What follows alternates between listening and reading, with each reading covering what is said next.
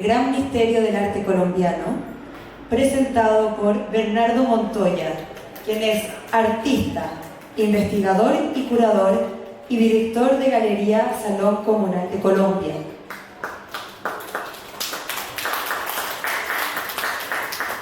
Bernardo va a estar en conversación con Gloria Cortés Aliaga, quien es historiadora del arte y curadora de nuestro Museo Nacional de Bellas Artes aquí en Chile. Espero que disfruten de esta conversación y bueno, agradecerles su presencia y su participación en nuestro programa de chat. Gracias a todos. Buenas tardes, muchas gracias por su presencia, nos honran. En primer lugar quiero agradecer a Gloria por su generosidad para esta presentación y conversación sobre un artista mayor en el sentido, no por su edad, sino porque es una gran artista, pero además sí la acompaña un tiempo, que son 87 años de una historia que está trazada por una serie de retos que se han tratado mucho recientemente, como son el rol de la mujer en la sociedad, el rol de la mujer artista y la visibilidad que han tenido las mujeres en el campo de las artes plásticas. Entonces la propuesta para estos 40 minutos de charla es que yo les voy a hacer una introducción sobre Edelmira para que tengan un contexto y después Gloria va a hablar de unos casos de mujeres artistas, casos concretos que tienen que ver con Chile, y al final abrimos el micrófono para un diálogo entre el público y nosotros. Edelmira Moller nació en 1936 en Bogotá, Colombia, una familia de clase media alta. Fue al colegio, un colegio religioso, educación impartida por monjas, y cuando terminó el colegio no fue a la universidad. Ella se trasladó a Bogotá, a la capital, y ahí cayó en la casa de unos alemanes que la albergaron cercanos a su familia, y los alemanes eran personas muy cultas, le incentivaban ir al cine, al teatro, y ella empezó, digamos, a consumir cultura en el ámbito de Bogotá hacia sus 23, 24 años.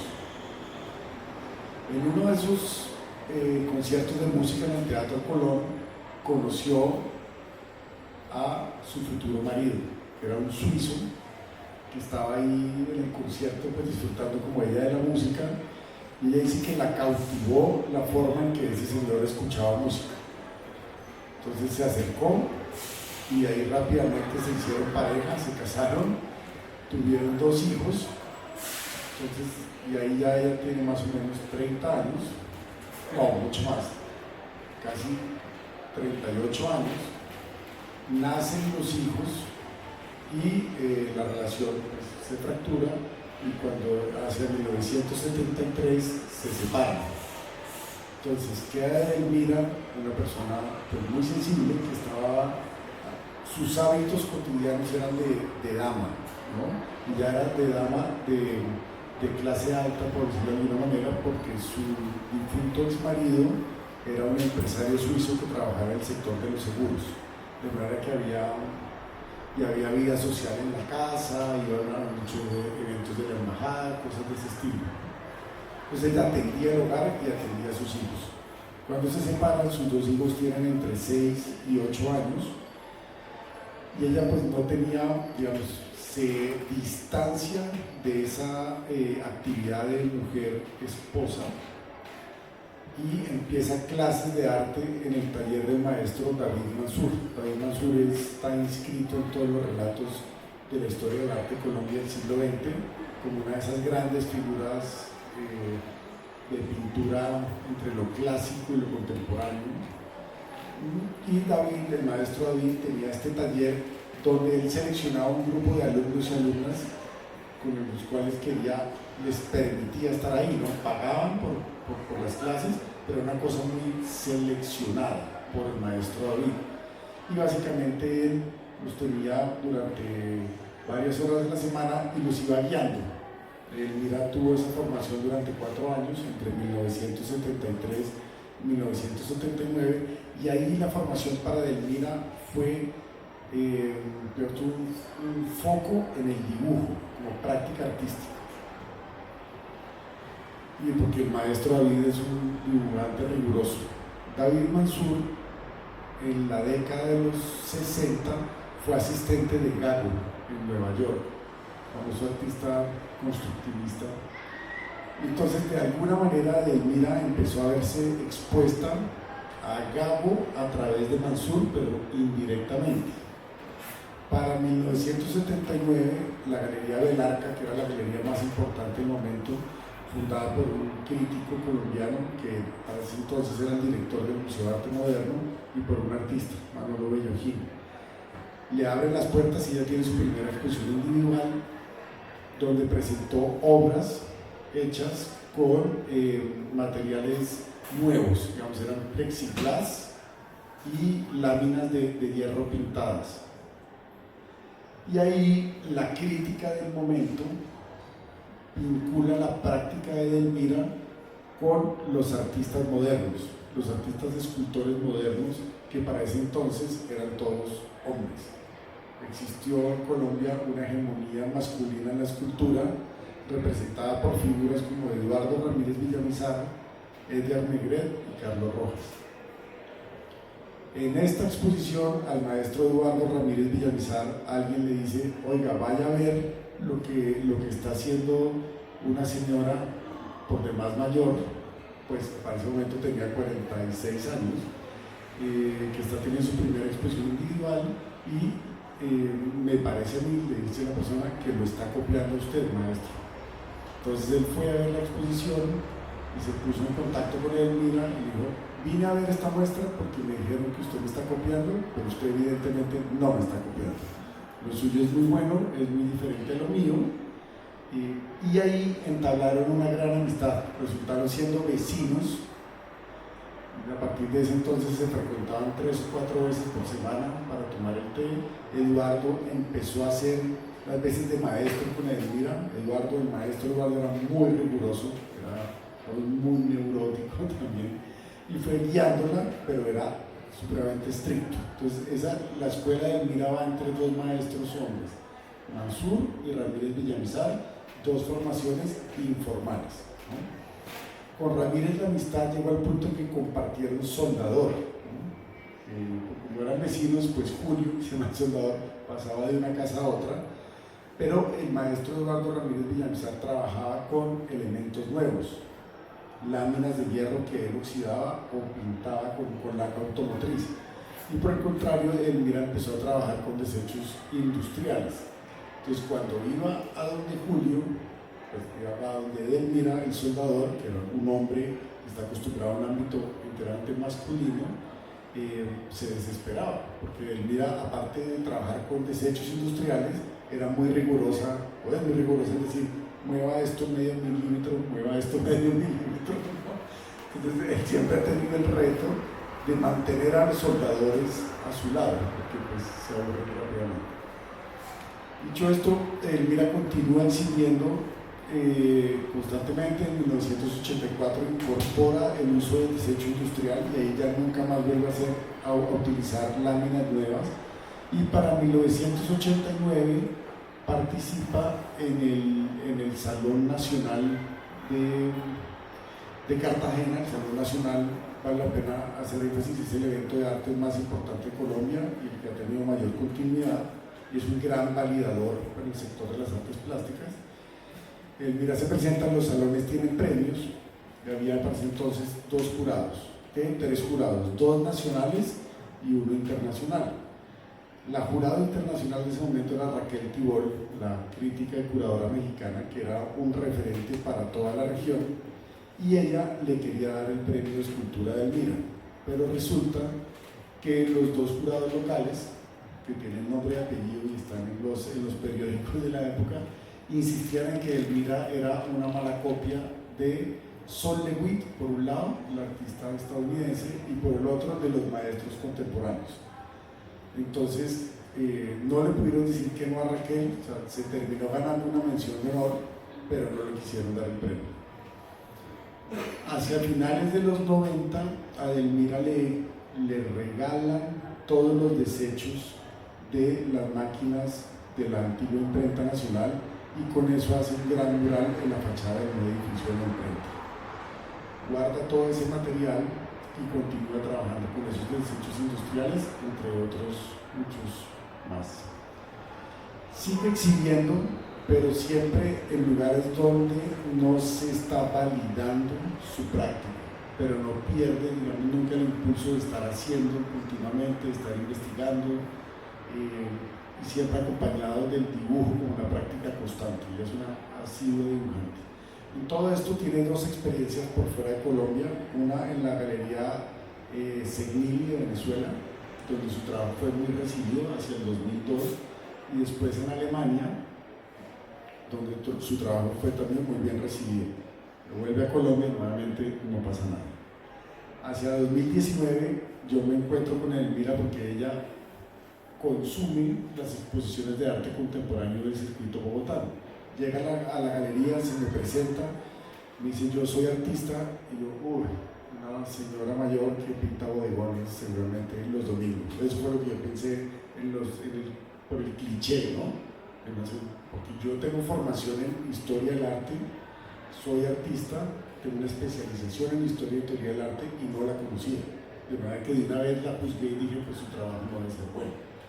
Pero me cayó también. Ella me dijo: anote mi WhatsApp. En ese momento ella tenía 82 años. Y yo, bueno, mi WhatsApp, 82. Esto pinta bien. Y la visité finalmente. Y cuando llegué a su casa taller, me entró una suerte de rabia, porque no entendí cómo ella no era parte de todas las colecciones permanentes de los museos de Colombia, inclusive de los museos del mundo. Y en ese momento programamos una exposición en el Salón Comunal, la galería que yo fundé y dirijo, donde la presentamos como artista contemporánea. Solamente pusimos obras de ese entonces, que era 2019. Y de ahí en adelante hemos venido trabajando de una manera muy pedagógica, difundiendo su práctica, su vida y obra, para que los investigadores y todas las personas interesadas en el arte vayan descubriendo su práctica y van sacando sus propias conclusiones. Pero hoy en lo que insistimos es que parte de la razón por la cual se ha invisibilizado su figura de los lugares validadores del arte, como pueden ser los museos o los libros, ha sido por dos razones. Bueno, por tres. Ser mujer a finales de los 80 y hacer escultura en Colombia era un reto grande. Uso de materiales no convencionales, ¿no? Dentro de esa época de transición entre el arte contemporáneo y el moderno en la escena local. Tres, su carácter tímida. Ya me voy para cuatro, de hecho que tres, ¿no? y cuatro, el hecho de su amistad con Ramírez generó también un momento donde la gente que era la protegida a Ramírez, y eso terminó generó como muchas envidias, ¿no? Y al final se entiende como una moderna tardía y no como una contemporánea temprana, que es lo que estamos insistiendo, lo que pueden ver en el libro y lo que pueden ver en el estudio. Quiero darle la palabra ahora a Gloria para que empecemos este diálogo, a trazar conexiones, puentes con la escena chilena y con la realidad de ser mujer artista en territorios como el colombiano y el chileno. Te doy la palabra, Gloria. Muchas gracias. Gracias, Bernardo, por esta invitación que me pilló de sorpresa y me emocionó al mismo tiempo. Ana María Franco, que generó este enlace y esta escritura, y a Benjamín y a Florencia y al equipo Charlo, su generosidad, afectividad y recepción. fue una sorpresa encontrarme con Edelmira, pronuncia Boler, y leer en las páginas de este libro tantas historias compartidas, tantas historias de las que hemos también levantado en el caso de las mujeres artistas chilenas. Qué difícil es ser mujer, qué difícil es ser artista y qué difícil dentro de la artista ser escultora. Hay un párrafo en el libro que quiero citar, que es tu introducción, ¿no? A pesar de haber participado con reconocimiento en varios salones nacionales de artistas, su nombre y obra no aparecen hoy en los relatos de la historia del arte en Colombia, está ausente de las colecciones institucionales, de los museos y de los libros de arte. ¿Cuántas veces hemos leído ese mismo párrafo en los libros recientes de rescate de memoria de mujeres artistas?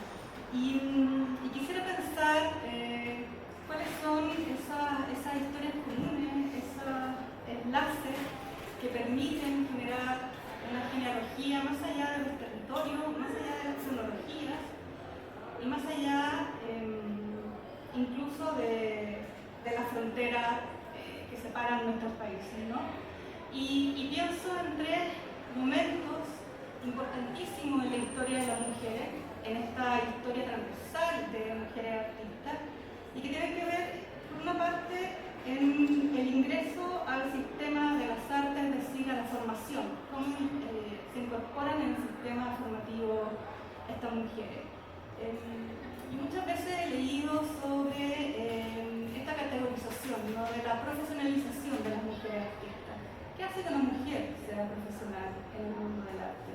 Su paso por la academia, en qué espacio se forman, en qué espacio circulan, las becas, los premios, los salones. Y lo que nos encontramos con esta historia compartida es que sin duda hay un gran número que pasa efectivamente por la academia y que no reditúa necesariamente en un espacio de reconocimiento, pero sí en la autoformación, en la educación no formal, en los espacios de los talleres, como en el caso de Edelmira, en lo tardía que pueden ingresar tal vez a estos espacios formativos, ¿no? Edelmira con 43 años. Pienso en Celia Castro, una artista del siglo XIX chileno, que también luego de separarse y de enviudar ingresa a la Academia de Bellas Artes, es decir, una mujer en 1860-90 versus una mujer en los años 70, ¿no?, compartiendo la misma historia, en el abandono de los hijos para poder profesionalizarse, comillas, como en todos los sacrificios que deben realizar para poder acceder a esta formación artista. Pienso en un segundo momento que es la autorrepresentación. Hay un momento clave en la historia de las mujeres artistas que tiene que ver cuando se reconocen a sus propias corporalidades, ¿no? El momento en que aparece, por ejemplo, el desnudo femenino. Algo que pareciera ser normal en la historia de la pintura, en la historia del arte universal, es un momento sin duda clave para las mujeres en los años 20, en estos inicios de la modernidad, cuando ellas reconocen su propia corporalidad, cuando ellas reconocen las corporalidades de las otras, ¿no?, mujeres mirando a otras mujeres, y ocurre principalmente porque el propio sistema artístico no les permite formarse en la representación del cuerpo desnudo. Por eso pintan bodegones. Por eso pintan muy bien los retratos, ¿no? Y por eso son muy criticadas cuando representan el cuerpo, porque no tienen la posibilidad de formarse académicamente en la representación del cuerpo. ¿Y qué hacen estas mujeres? Es representarse entre ellas y a sí mismas. Y aparece el desnudo, y aparece la performance, y aparece Sor Juana en esta performance de Edelmira, que viene a ser el fruto últime de una serie de mujeres que anteceden en esa búsqueda de reconocimiento, en donde, a diferencia de los pintores modernos, ya no está la mirada voyerista y erótica sobre el cuerpo femenino. Esto no quiere decir que no exista erotismo tampoco cuando mujeres, ¿no?, vemos el cuerpo de otras mujeres, en el caso de estas artistas, ¿no?, pero tiene que ver con otro erotismo, con otra forma de acercarse a las corporalidades, con el autorreconocimiento de esas corporalidades, y eso marca un punto de inflexión en la historia de las mujeres artistas. Y finalmente, el tercer punto, y el que nos convoca también, es el tema de la abstracción y la escultura. La historia de la escultura ha sido una historia netamente masculina. Lo vemos también en el caso chileno. Tenemos muchísimas escultoras que comienzan su formación también en el siglo XIX. Sin embargo, los grandes nombres que aparecen recurrentemente mencionados son siempre masculinos. De la manera en que ellas eran presentadas al mundo público también era a partir de esta categorización de lo masculino, ¿no? Llegaban a ser escultoras porque de alguna manera abandonaban el ser mujer, masculinizaban su oficio, ¿no? Vestían pantalones, por la práctica misma, ¿no? del hacer escultor, se estropeaban las manos, ¿no? Las manos con callo, ya no eran manos delicadas, no eran manos serviles, no eran manos de señoritas, y eran presentadas desde esa descripción de esta mujer que tiene un gran sentido varonil, ¿no? Entonces aquellas que destacan no por ser mujeres, sino por su condición de, comillas, varones. Y ocurre lo mismo con la abstracción. La abstracción es netamente masculina y tiene que ver también con que las líneas, ¿no? Las figuras geométricas,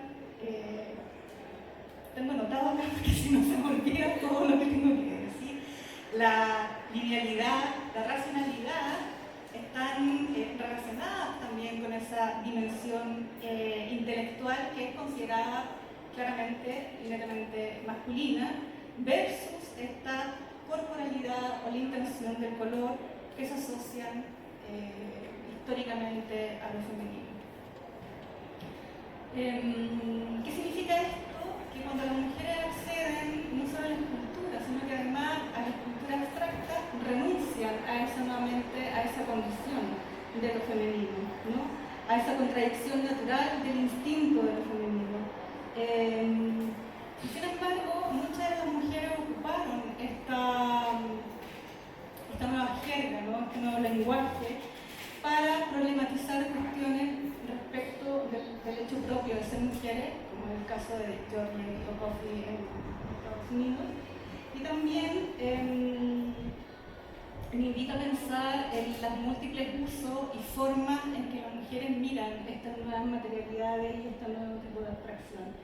Me pregunto por qué Mira, y lo conversábamos un rato ahí en el stand, ¿no? A sus 80 y tantos años no es una artista que esté representada en un museo. Y me pregunto también, y me incluyo dentro de sus problemáticas siendo representante de una institución inicial, por qué la obra de Delmira tampoco ha impactado en esta feria, ¿no? Como una historia como la que representa. La historia de las mujeres mayores, las historias que arrastran también en continuo estas mujeres que pareciera que quedaron cristalizadas y estáticas en un momento. Me pregunto muchísimo qué es lo que las instituciones debemos hacer para ese reconocimiento. Pienso también en la historia de las primeras constructivistas chilenas en los años 30, en María Valencia y en Gabriela Rivadeneira, ¿no? Que utilizaron los elementos de desecho en sus primeras obras y que también quedaron absolutamente relegadas bajo los nombres de las parejas que lo acompañaban, nada más nada menos uno que era Juan Emar, uno de los críticos más importantes de la escena chilena del momento, y del colectivo en el que ellas también participaban, en donde sobresalieron siempre los nombres de los varones, Waldo Parragués y Jaime Dor, y ellas pasaron también al olvido. Y pienso también en Matilde Pérez, que me recuerda mucho el tránsito de obra de Delmira a una artista chilena un poco mayor que Delmira, pero muy contemporánea en sus mismos pensamientos, en la forma de hacer arte, y también en la domesticidad femenina, ¿no? Y como algunas de estas artistas reverberan y subvierten la condición de la domesticidad hacia lo político, ¿no? Edelmira utiliza elementos del uso cotidiano para hacer su obra, ¿no? Elementos que son mobiliario, enseres, objetos para limpiar. El otro día estuvo Bernardo con un grupo de personas invitados de Chaco en el museo y le mostramos las obras también de una artista del siglo XIX, Aurora Mira, que eran las puertas de un mueble, ¿no? Como las mujeres nunca dejan finalmente de ejercer su rol aún en el espacio de lo doméstico. Tal vez no logran acceder del todo al espacio público, pero nunca dejan de ejercer su rol, en este caso como profesión artística. Pintan los muros, pintan los muebles, pintan el hogar, en el caso de Mira construyen nuevos elementos cotidianos, en el caso de Aurora Mira también construye y pinta los muebles de su cocina. Pienso en las artistas chilenas contemporáneas como Cecilia Flores, que a través de la cerámica también problematiza la domesticidad en la que ella se inserta, o Daniela Bertolini, que tras su proceso de separación cubre de lentejuelas todas las piezas y los electrodomésticos del hogar. Ese retorno a la domesticidad política está presente también de una manera constante en la historia de las mujeres artistas. Por lo tanto, y nada, como para ir cerrando respecto a estos puntos en común, es curioso y no deja de ser triste que por una parte podemos tener y recuperar esta genealogía de mujeres desde una manera casi universal, ¿no? O sea, mujeres que compartimos historia, pero también compartimos historia de negación. Por lo tanto, celebro muchísimo que se dé este tipo de publicaciones que permitan poner un nuevo nombre en el listado de aquellas que yo decía a Bernardo denomino las diosas madres. Y algo no menor y me parece que es tremendamente importante, porque así como están omitidas los nombres de mujeres artistas, también están omitidas las escrituras femeninas, ¿no? Y acá aparecen los nombres de Raquel Tibor y el de la propia Ana María Franco, que escribe la investigación de este libro. Y si quisiéramos también rescatar qué escribían las mujeres sobre las mujeres artistas, ¿no? Mujeres que escriben sobre mujeres, que crean para mujeres que leen. Esa historia genealógica tampoco está contada. Esa historia genealógica también nos permitiría mirar qué historia del arte podríamos contar hoy en día si hubiéramos tenido la voz de las mujeres escrita, plausible, leíble en los libros de historia del arte. ¿Qué vocería hubieran levantado a estas mujeres y qué círculo hubieran podido inscribir, ¿no?, a otras artistas y ellas mismas en esta posibilidad de ejercer la voz pública y no solo en el ambiente de lo privado? Nada, Bernardo, creo que Edelmira merece este reconocimiento y muchísimo más. Ojalá que ustedes la amen tanto como la amé yo cuando leí su historia y su obra. Me parece una artista notable y ojalá este reconocimiento y mucho más de ese reconocimiento se lo toque en vida, ¿no? Y que no lleguen los premios cuando ella no esté entre nosotros. Muchas gracias.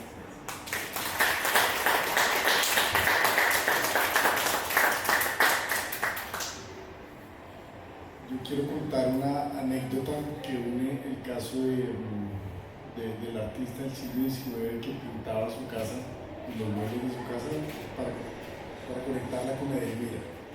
Cuando Edelmira se separa, empieza a sacar poco a poco los muebles de su ex esposo suizo, y por ende los muebles tenían una estética, ¿no? El mueble suizo de madera, pesado, ella los va sacando y poco a poco los va reemplazando por muebles que ella hace, con desechos industriales.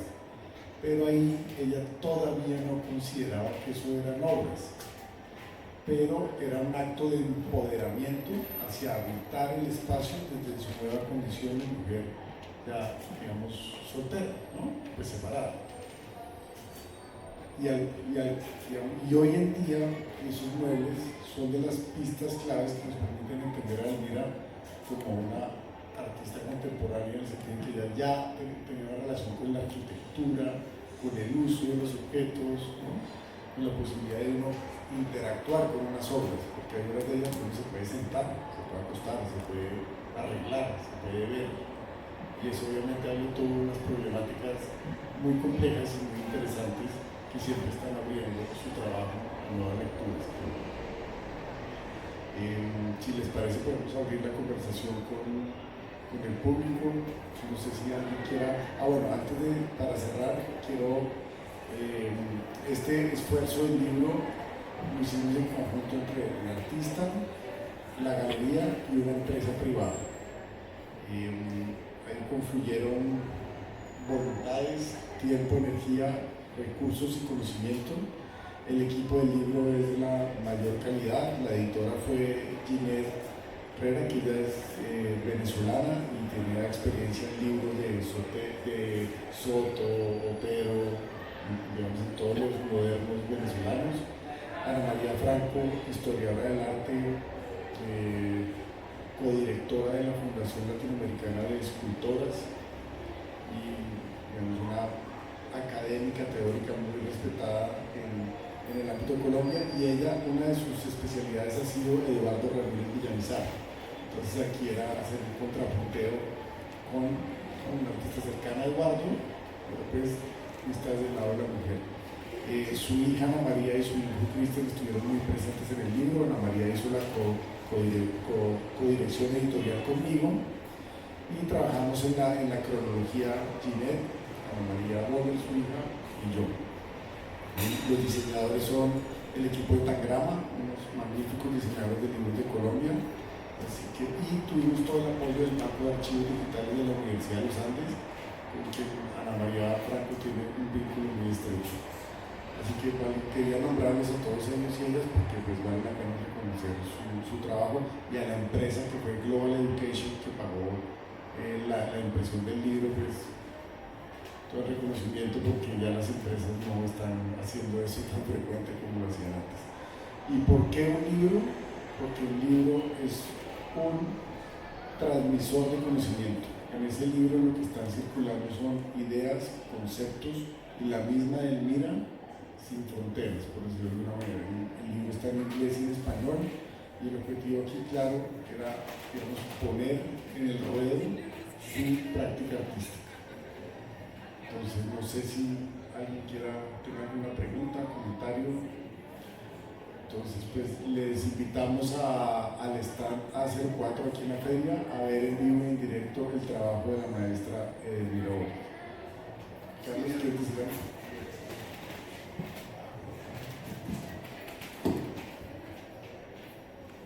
Pasó algo curioso con la percepción, yo creo, de la obra de Elmira.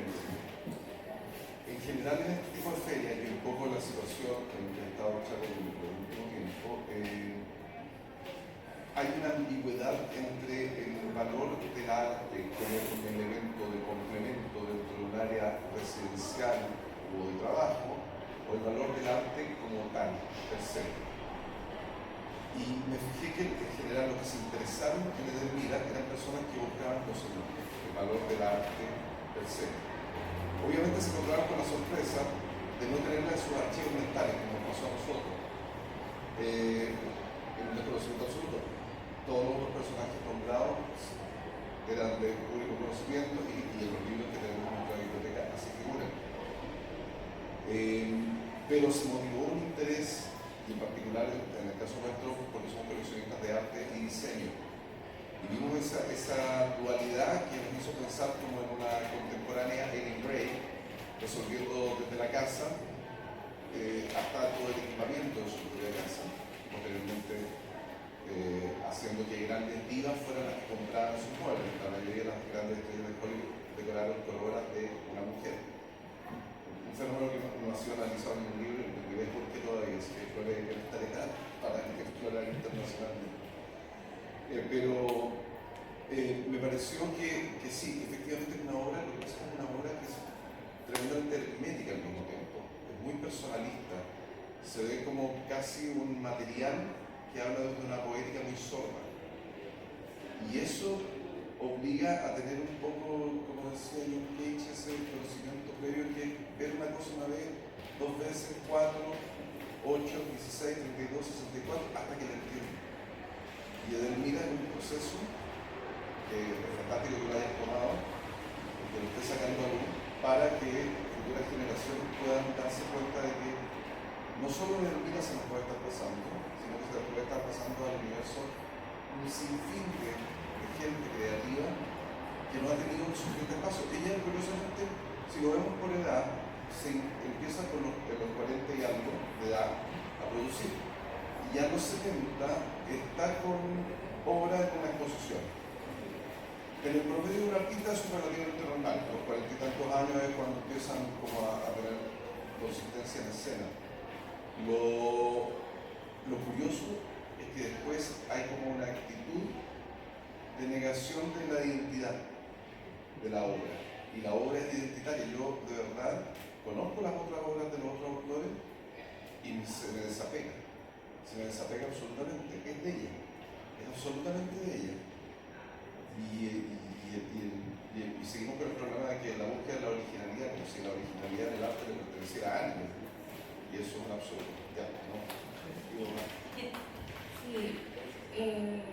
Ojalá que no fueran futuras generaciones, Carlos. Ojalá que fuera hoy, porque no hay tiempo para estas mujeres. Ya nos pasó con algunas otras acá en Chile que se murieron sin el reconocimiento. Nos sigue pasando que se nos están muriendo estas mujeres. Millones de nombres que tengo en la cabeza, no quiero personalizarlos ninguna, y que siguen ahí en el olvido, ¿no? Cristalizadas en el tiempo en alguna exposición emblemática. Y también esta vinculación hacia los nombres de los maestros, del socio, del amigo, del profesor, del marido. Bueno, es la historia con la que cargamos hasta el día de hoy, ¿no? Por favor, nuevas escrituras, ¿no? Edelmira Oller, discípula de no sé quién, mujer de no sé qué, ¿no? Olvidémonos de esa escritura. Estas mujeres tienen, ese ejercicio no ocurre con los varones, ¿no? O sea, sigue la misma pregunta que genera en esta misma época, ¿no? Linda Nonti, ¿por qué no han existido grandes mujeres en la historia del arte? ¿Por qué no están las grandes maestras? Y sí existen los grandes maestros. La forma en que enunciamos la historia de estas mujeres, la forma también en la que tiene que cambiar para revalorizar ese ser, esa pertinencia en el espacio de lo contemporáneo y en las propias historias del arte, y no solo de la historia de las mujeres. Yo sé que hay un ejercicio cotidiano personal que tenemos que hacer siempre. Estoy supremamente de acuerdo con Gloria, y en el libro siempre está Edelmira presente, ¿no?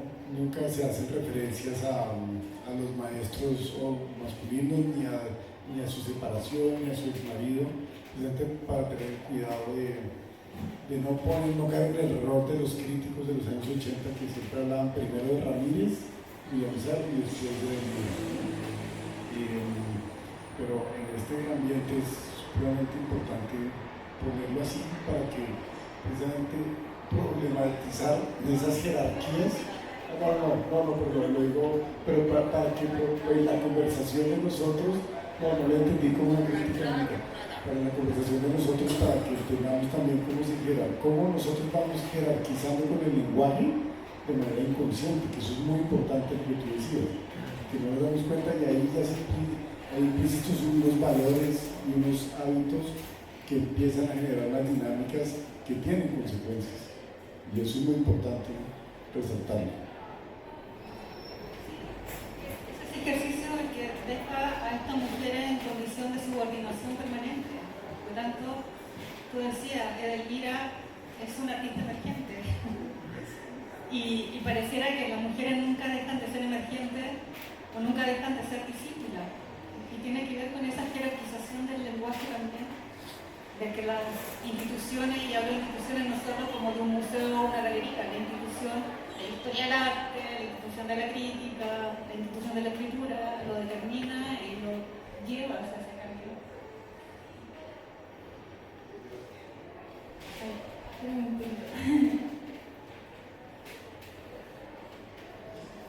Y ahora sí. Bueno, primero que nada decir mi nombre, me llamo Tiare y soy periodista. Quería preguntarle si, especialmente a usted, Gloria, si usted cree que está cambiando esta curatoría, digamos, de lo femenino, en el sentido de que si cree usted que actualmente se están haciendo más presentes las mujeres dentro de las instituciones, los museos, etc. Dime Gloria, por favor.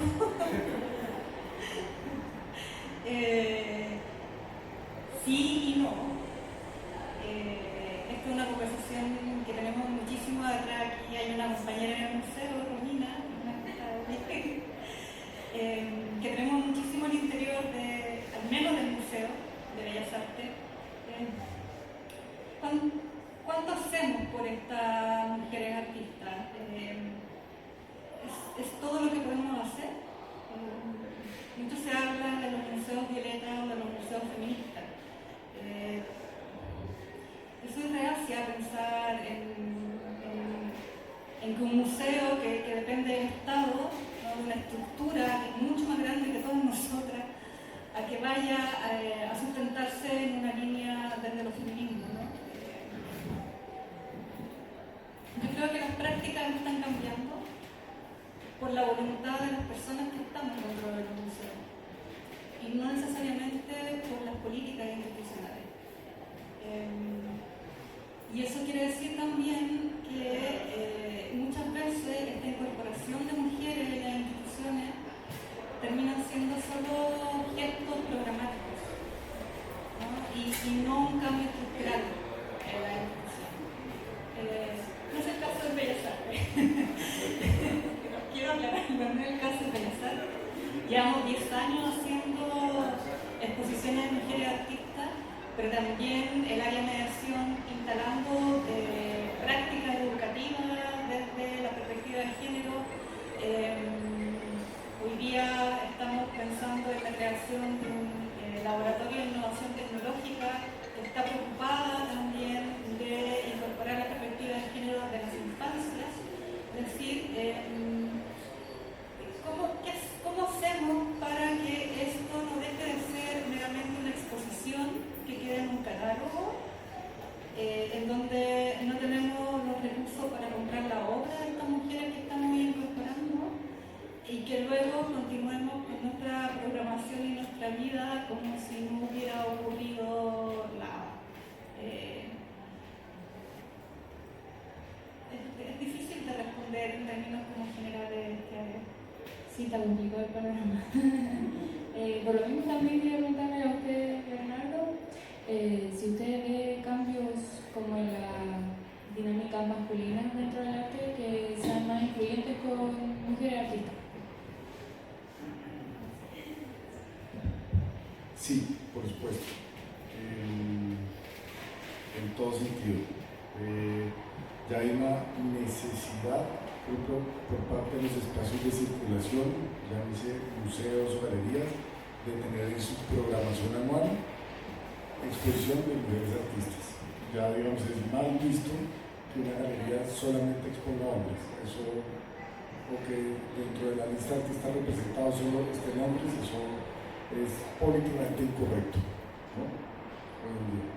Y de ahí en adelante, muchísimo. Hay casos, inclusive ya se va un poquito al otro extremo, digamos, en la esfera de la alta cultura, de las instituciones internacionales validadoras, se está repitiendo mucho la idea necesaria, por lo más, del rescate de mujeres mayores artistas que habían sido invisibilizadas. Y digamos, yéndonos hacia atrás, pues está el caso de Luis Bourgeois, después Carmen Herrera, y ahorita tenemos varios casos rondando. Entonces sí, sin duda es así, y creo que se está empezando a hablar de ellas desde digamos, la persona, ¿no? Ya no tanto solamente el hecho de ser mujer, sino ya de la persona, su obra, su vida y obra. Bueno, les invitamos al stand A04 a ver las obras de Elvira Boller, a compartir un rato allá, se nos acabó el tiempo, tenemos aquí Benjamín. Entonces, pues muchísimas gracias por su asistencia, estamos muy contentos de esta participación en Chaco y pues continuamos hablando en el stand. Pues yo sé que hay muchas preguntas. Chao, gracias. Muchas gracias, Bernardo, muchas gracias, Gloria, y a todas y todos quienes asistieron a la charla. Invitamos a que entre a la Feria Chaco y en 15 minutos más comenzaremos otro conversatorio con los curadores y las diseñadoras de Natura Nova, la sección de diseño de Feria Chaco. Muchas gracias.